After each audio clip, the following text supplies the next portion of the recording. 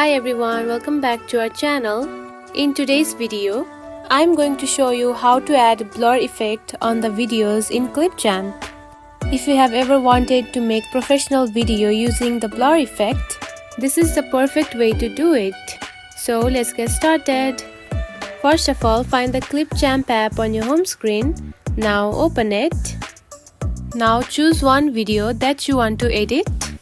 Now to add the blur effect on your video, tap onto the edit button right here. Now here you can find the option of effects. Simply tap on it. Scroll to your right and here you can find the option of blur. Simply tap on it. And then tap onto the check mark right here. The blur effect has been added to your video completely. And that's it. That's how you add the blur in your videos using the Clipchamp app. It's a very simple and easy process, right? If you found this video helpful, don't forget to like and subscribe for more tips. Thanks for watching.